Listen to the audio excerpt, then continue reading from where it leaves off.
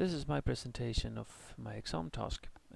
I am Niklas Jernberg, and I will use this PowerPoint to visualize my lesson plans for my students as well as you. The subheadings you can see here are the headlines for my different lesson plans. As you can see, I am hoping to work with Roald Dahl's The Witches, and I think that I will have the opportunity next semester. Then I can see how it actually works.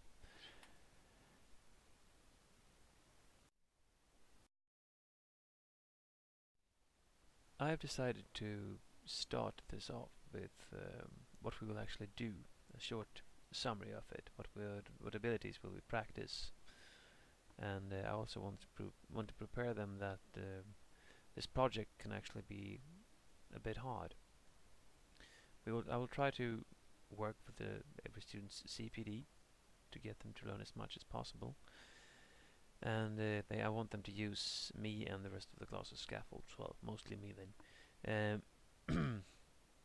And then I want them to practice reading, listening, speaking, interaction, and writing. You will see how in a few minutes. And I will be using phrases and images for learning, not just vocabulary and word lists, because, well, I've seen the effects of formulaic language before, and it's quite good. And I also want them to understand that even though they don't really get all the words, don't really know all the words when they read a text, often they will still understand enough to get the message of the text. And I do believe that this book's a good example of that.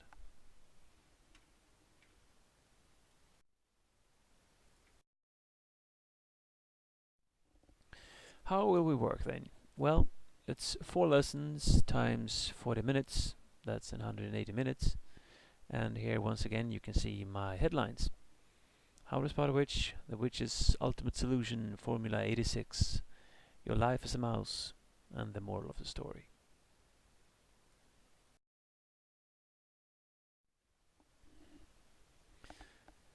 This is lesson 1, how to spot a witch. Every lesson plan I have made consists of 3 slides, 3 PowerPoint slides. The first one, materials and preparation, what my students will be doing before the actual lesson. The second one is the activity, what we will be doing on the actual lesson at hand. And the third one is intended learning outcomes and assessment. Intended learning outcomes is the skills they will practice during the lesson, and the assessment is what I will actually assess and give them feedback on. So if we look at this, for example, as you can see, I have also written this presentation so that it will speak to the student. So I have, for example, always used the term you in this presentation. So that I will actually start here with the first one. Materials preparations. Before the first lesson, I want them to read the first 40 pages or listen to them here. As you can see, I found a YouTube link to the audiobook. It's actually quite amusing. And then I want them to pick, translate, and bring 5 phrases that they have found difficult. I want them to use the internet to find a picture that they can connect with each phrase, because I want them to use them as a visual aid to try and remember them better. And then I also want them to explain how they connect the both of them.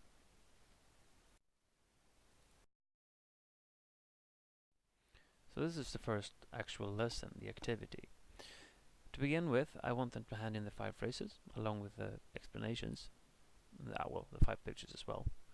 Then I want them to take 5 minutes, no more, to do a think, pair, share exercise. I use this exercise a lot because I find it extremely useful. I want them to discuss what they have read during to get to the lesson, the first 40 pages in this case. So first, think for themselves, discuss in pairs, and then share with class. Then I want the entire class to listen while I read page 41 to 54 aloud in class.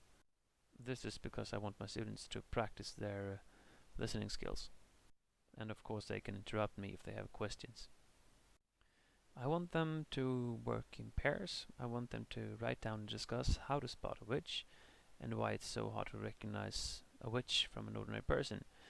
And that is of course because they have no toes, but they wear shoes. They have claws, but they also wear gloves.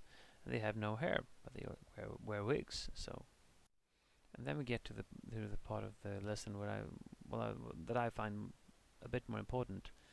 I want them to write down and discuss how to spot a dangerous person. Is it possible to even spot a dangerous person? Well, of course there is sometimes, but not always. And if so, how can you keep clear of such a person? And the last 5 minutes, I want the different pairs to discuss the two questions aloud in class, to hear what the other students discussed and what their conclusions. And then I want them to hand in their comments so I can assess them.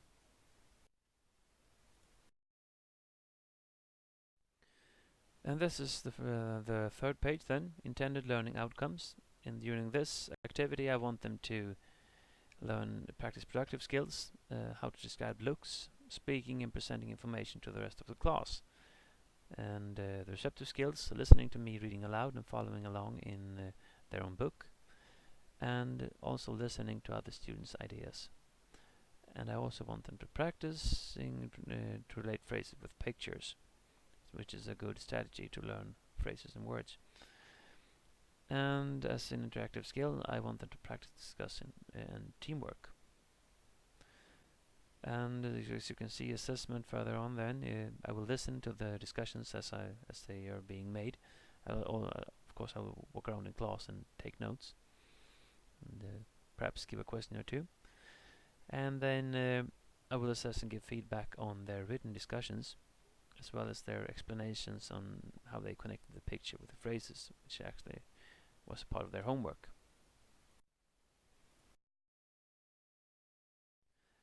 Lesson 2, The Witch's Ultimate Solution, Formula 86. And as you can see, it's the same here.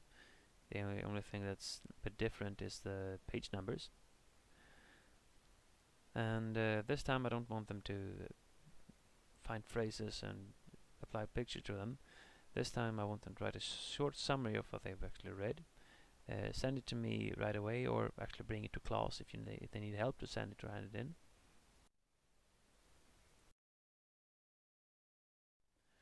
So then this is the second activity, lesson 2. And as you can see, there are some things here that are the same as in the first one, and we will see that this repeats itself in the third and the fourth one as well. That is handing in their homework, 5 minutes to do the think, pair, share exercise, and then listening to me while I read. But the focus of this class will actually be to not work in pairs this time, but instead work in smaller groups. One group member will be in charge of recording the discussion they're about to have, and then hand it in to me.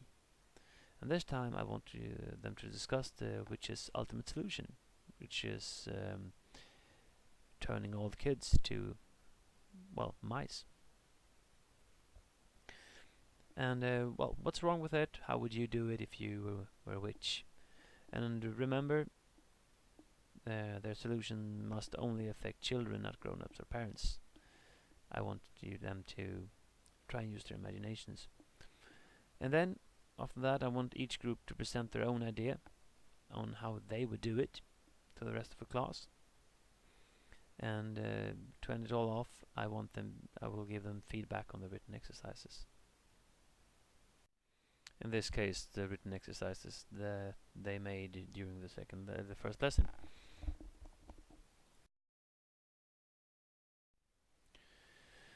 Here you have the intended learning outcomes and the assessment, and as you can see, it's the same structure as before. I want to be clear when I speak to my students.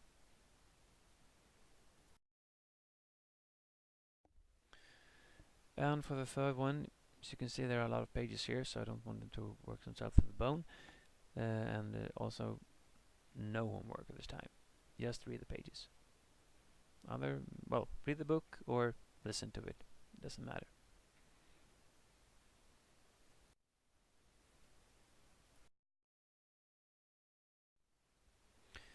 This is the activity of lesson 3. And as you can see, it's the same as previous. 5 minutes, think, pair, share exercise. The second one, listening while I'll read. And the focus of this lesson is that I want them to write a short adventure story. They have been turned into a mouse, as in the book, and I want them to start thinking about the book, what happened in the book, what could he do as a mouse that he couldn't before. And I want them to think about it in the same way. If they were mice, what could they do? What could happen? What abilities would they have? And they also want them to Google mice to see if they can find new abilities. And I want them to feel free to use pictures because I want them to be creative. And some of the students often want to use pictures. When they're done, they're going to hand it to me, the story, and I will, of course, let the author be anonymous and send the story to a classmate for assessment. And I want this classmate to use the 2 stars and a wish way, the formative assessment way, because I found it to be much better than the summative assessment. And when they are finished with the assessment, they will send it back to me so that I can assess both the work that the first student and the second student have done. And then I will give back feedback on their previous recordings of the discussions they made the lesson before.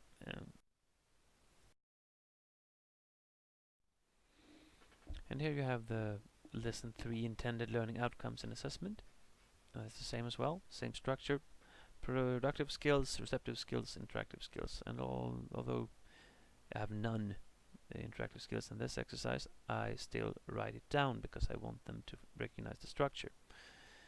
And you also want them to see the assessment, what they're supposed to be doing, and what I'm looking at.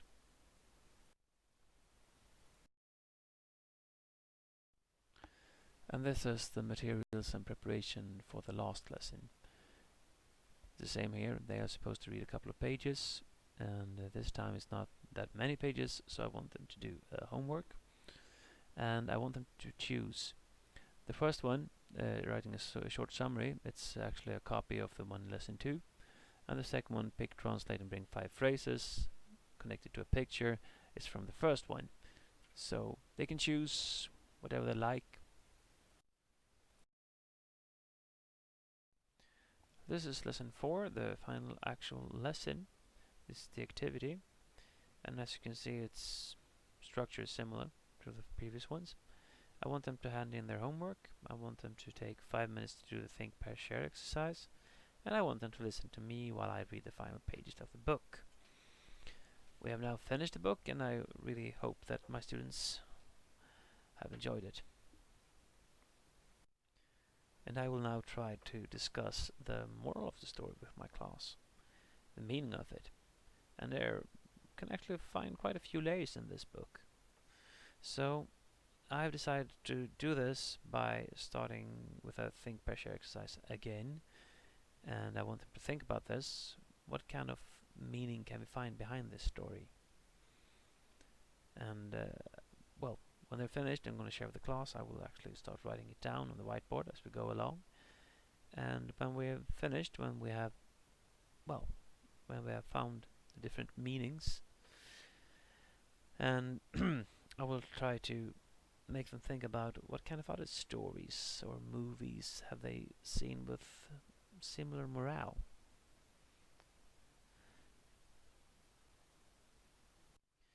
And to end the class, I want to give them back the short stories, so they with both mine and their classmates' feedback. Then I want them to try and make changes to rewrite what they've made, so they can practice that. And then when they're finished, I want them to send it back to me. And of course, to end this project off, I want them to do a web-based evaluation of this project, so that I can see what was good, what can be better, and things like that. And here we have the intended learning outcomes of lesson 4. Many of these are the same, but you can find a few new ones. For example, practice on how to rewrite and improve their writing. Otherwise, it's quite the same actually. listening to me reading, following along in their own book, listening to the other students' ideas, respect them, and practice discussion and teamwork. Here we have the assessment, where I will assess the final version of the short adventure story, and I will listen while they discuss and their arguments during class. I will walk around, and then I will assess and give feedback on their homework.